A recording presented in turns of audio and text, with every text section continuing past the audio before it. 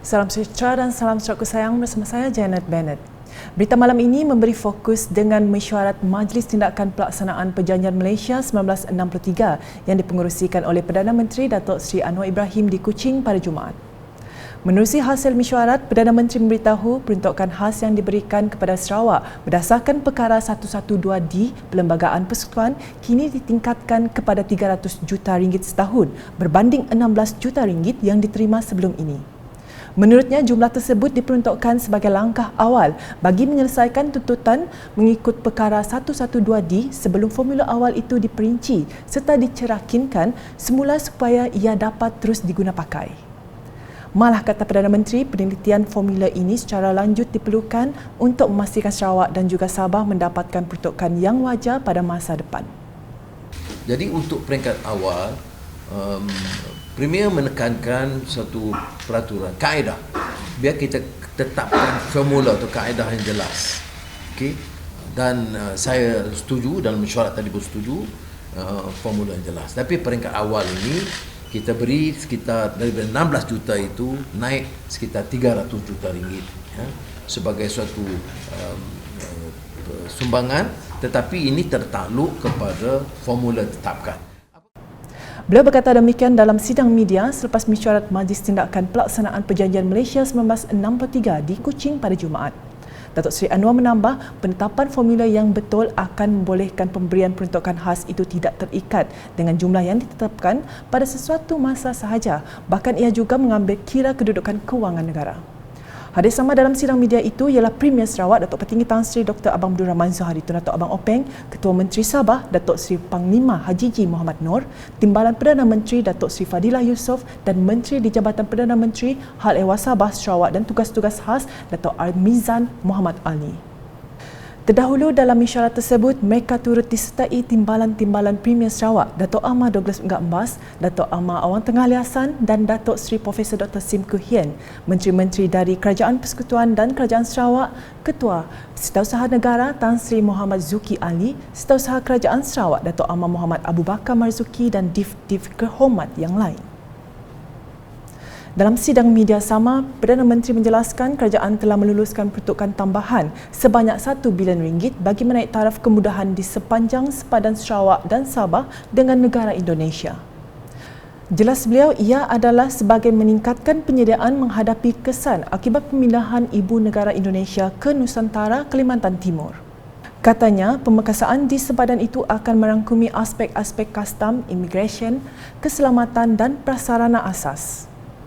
Custom, CIQ dan immigration, CIQ sebenarnya, dan keselamatan, polis dan tentera, dan ketiganya prasarana asas seperti jalan raya. Kita tidak patut dilihat terlalu taif. Kementerian Keuangan telah pun memberi kelulusan awal RM1 bilion untuk sepadan ini untuk memulakan kerja-kerja dalam tempoh segera. Dalam perkembangan lain, Datuk Seri Anwar berkata pemberian bonus kepada penjawat awam akan dikecualikan daripada cukai. Beliau memberitahu ini susulan pertimbangan bahawa jumlah inisiatif khas yang diberikan itu adalah tidak tinggi. Jadi sementara makan dengan dengar lagu-lagu, Premier telah asap terus isu ini. Tapi saya fikir bersabar. Jadi bonus itu tidak tinggi. Jadi oleh itu bonus akan dikecualikan dari cukai. Dan ini terpakai atas usul Premier, itu akan terpakai untuk semua pegawai perkhidmatan awam di semua negeri. Jadi walaupun dicadangkan untuk Sarawak, tapi ini terpakai untuk semua pejabat awam di negara kita. Dalam perkembangan lain, Perdana Menteri menjelaskan Kerajaan Persekutuan akan meneliti keperluan mengembalikan semula tanah yang didapati tidak digunapakai kepada kerajaan negeri masing-masing. Menurutnya, ini merangkumi tanah yang diambil dengan kos yang rendah oleh Kerajaan Persekutuan semenjak pertubuhan negara Malaysia untuk tujuan kepentingan awam seperti kesihatan dan pendidikan. Beliau menekankan kos yang akan ditanggung oleh kerajaan negeri akan berdasarkan kos asal yang dibayar ketika perolehan dibuat dan bukannya nilai tanah pada masa kini.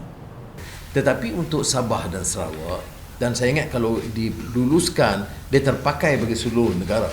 Walaupun yang paling tegas mendesak adalah Premier Sarawak, ya. Tetapi keuntungannya itu tentu akan terpakai untuk semua, dan saya fikir ini suatu yang munasabah.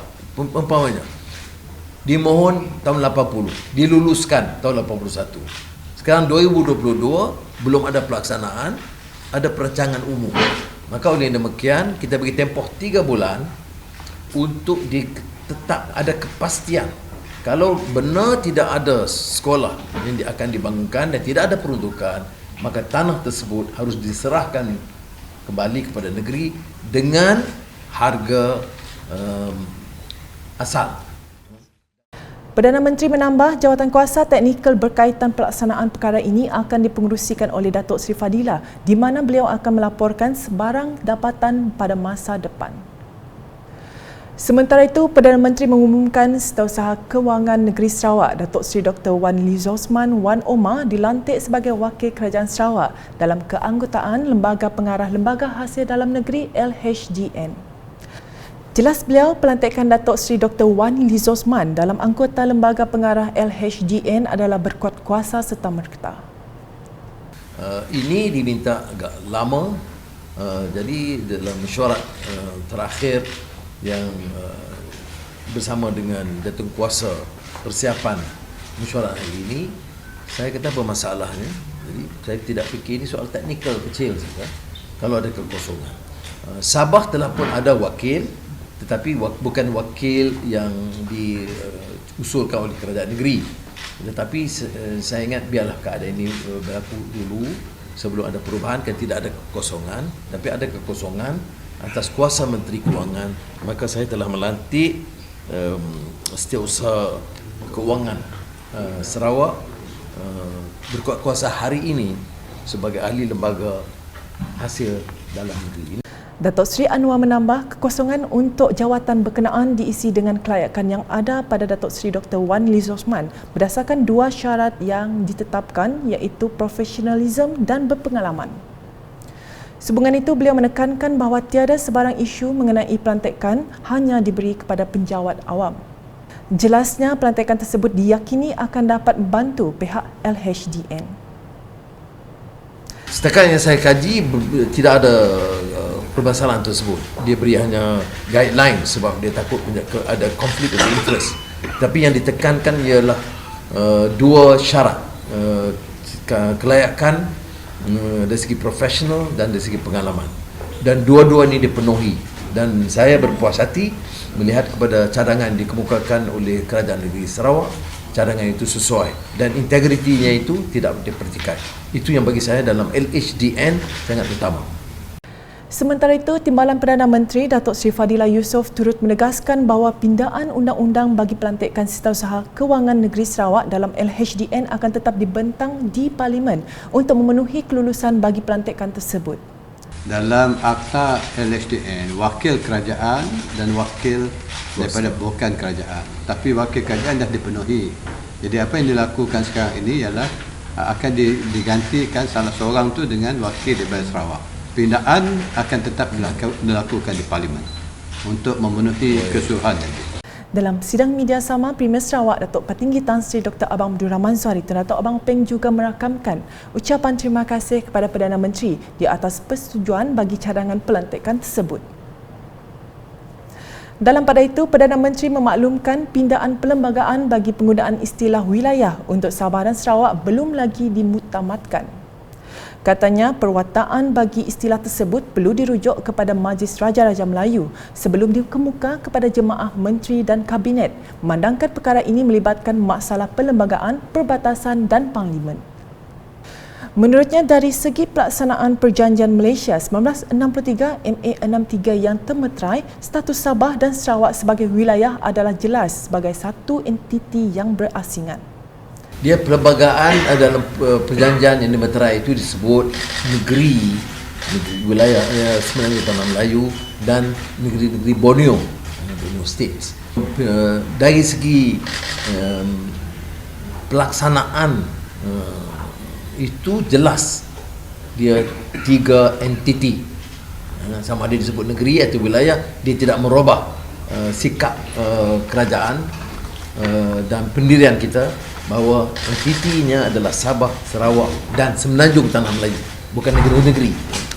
Tetapi pindaan mana-mana istilah ini harus dirujuk kepada Raja-Raja Melayu kerana ini masalah perbatasan dan kemudian Parlimen. Proses itu boleh berjalan, tapi saya tidak mahu riuhkan itu kerana ia tidak menjejaskan kedudukan status negeri dalam konteks perlembagaan negara yang sudah dipindah dan juga soal MA 63. Jadi proses itu kita harus hormati kerana mana-mana istilah itu perubahan itu harus dirujuk. Tambah Datuk Seri Anwar, setakat ini beliau hanya mengadakan perbincangan awal bersama Yang di-Pertuan Agong dan masih belum merujuk kepada Majlis Raja-Raja Melayu. Saya belum lagi rujuk kepada Majlis Raja-Raja Melayu, hanya perbincangan awal dengan Baduli Yang Maha Mulia Yang di-Pertuan Agong. Jadi kita harus hormat proses tersebut. Yang penting apa? Yang penting tidak ada perubahan. Cuma ini bukan istilah yang mengganggu pengiktirafan, tidak. Pengiktirafan itu ada. Saya dan Jemaah Menteri dan Kerajaan untuk pendirian kita jelas. Ada 3 entiti sekarang. Sejurus selepas sidang media, Perdana Menteri meluangkan masa menunaikan solat fardu Jumaat di Masjid Jamek Negeri Sarawak. Perdana Menteri tiba di Masjid Jamek kira-kira jam 12.45 tengah hari dan iringi Premier Sarawak Datuk Petinggi Tan Sri Dr. Abang Abdul Rahman Zahari, Tun Datuk Abang Openg, Timbalan Perdana Menteri Datuk Sri Fadilah Yusof, Timbalan Premier Sarawak Datuk Amar Wan Tengah Aliasan dan div-div kenamaan yang lain. Terdahulu, para jemaah mendengar khutbah Jumaat bertajuk Perpaduan Rakyat Tonggak Kekuatan Negara yang disampaikan oleh Pengarah Jabatan Agama Islam Sarawak, Jais Ustaz Khalidi Ibrahim. Manakala solat Jumaat dipimpin oleh Imam Besar Negeri Sarawak, Solibu Hafadilah Datuk Mustafa Kamal.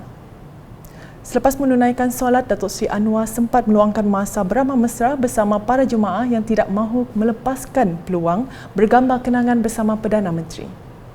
Datuk Seri Anwar kemudiannya bergerak ke Kubah Rias Satok untuk menghadiri program jelajah Kerajaan Perpaduan Kenduri Rakyat.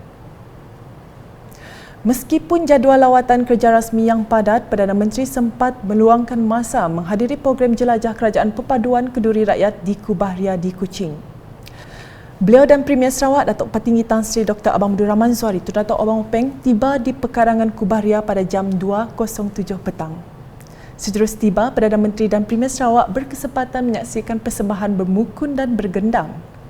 Perdana Menteri bersama Premier Sarawak juga menyempurnakan simbolik membuat aiskrim gula apung di gerai vanila apung sebelum menjamu selera. Program berkenaan dihadiri oleh 1,000 masyarakat tempatan yang tidak melepaskan peluang beramah mesra dengan pemimpin Malaysia itu. Sekian edisi malam bersama saya, Janet Bennett. Berita lebih lanjut boleh didapati di semua platform media sosial UKAS termasuk portal ukas.sarawak.gov.my dan UKAS channel di YouTube. #Menyebar Fakta, Salam UKAS.